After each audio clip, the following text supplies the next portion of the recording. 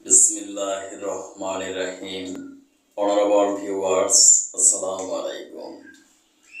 আজ আমি বাংলাদেশের সকল মুসলমানদের কাছে একটি প্রশ্ন করব।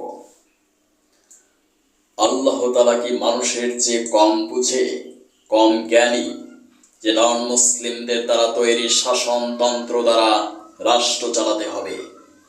বরঞ্চ তিনি কঠোর ভাষায় বলেন, আমার জমিনে আমার আইন চলবে।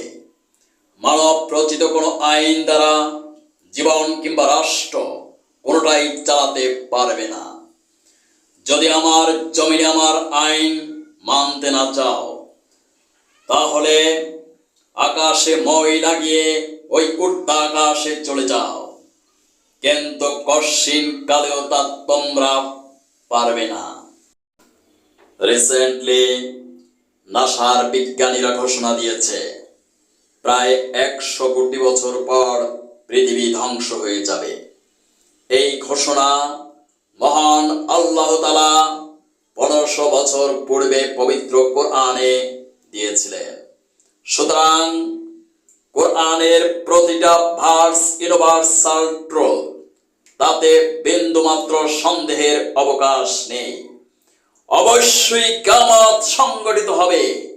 সেদিন তোমার কৃতকর্মের হিসাব পাই টু পাই গ্রহণ করবেন মহান আল্লাহ তাআলা। সেদিন যদি আল্লাহ তাআলা জানতে চান তুমি কি আমার জমিনে আমার আইন বাস্তবায়ন করেছিলে, কি জবাব দিবে সেদিন? কোন নেতা, কোন দল করেছ? আজ সে নেতা কোথায়? আজ আমার এই সার্বভৌমত্ব, আমি আজ রাজ অধিরাজ, আমারই কর্তৃত্ব, আজ আমি সর্বময় ক্ষমতার অধিকারী।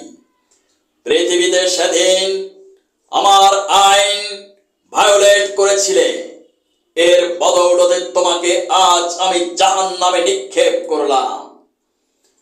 তুমি বিশ্ববিদ্যালয়ের সর্বোচ্চ ডিগ্রি পিএইচডি অর্জন করেছ, তুমি সংবিধান প্রণেতা, তুমি সংবিধান রচয়িতা, কিন্তু কোরআনের আইন মানো না। আমার কাছে তোমার ডিগ্রির ফুটো পয়সা মূল্য নেই।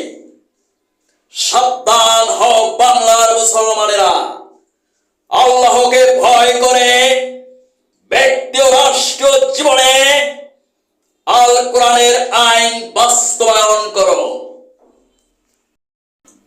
অনুরোধ ক্রমে আমি ডক্টর কাজী দেলোয়ার হোসেন, প্রতিষ্ঠাতা পরিচালক, কোরআন গবেষণা ও বাস্তবায়ন পরিষদ, বাংলাদেশ।